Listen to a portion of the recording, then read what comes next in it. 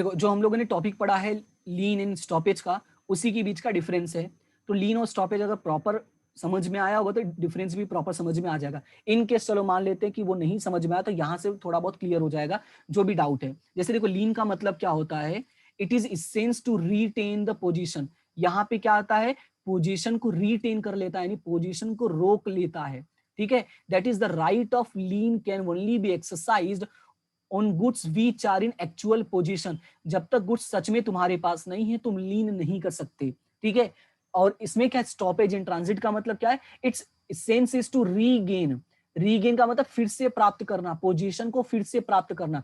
यहाँ पे है कि गुड्स को रोक लेना और यहाँ पे है पोजीशन फिर से प्राप्त करना। मतलब क्या है, the right of stoppage in transit can only be exercised when the position is neither with the seller nor with the buyer, it is with the middleman।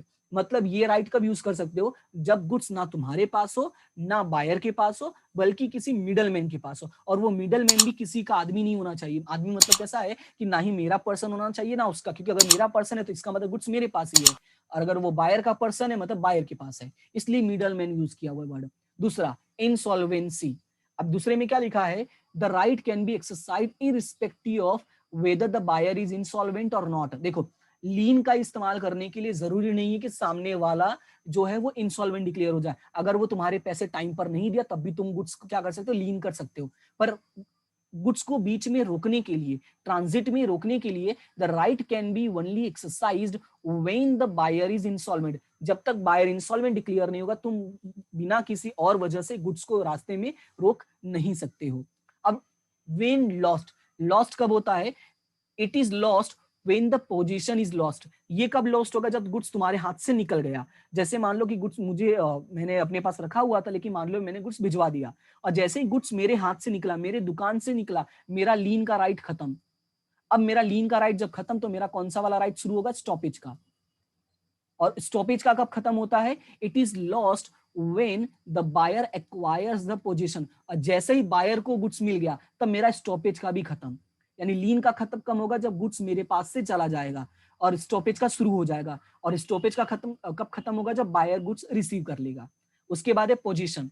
अब पोजीशन में देखो क्या लिखा है, the right subsist so as long as seller holds the position of the goods. अब ये position का मतलब यहाँ पे क्या बोला, ये राइट तभी तक काम करता है जब तक जो सेलर है वो गुड्स का मतलब गुड्स उसके पास है।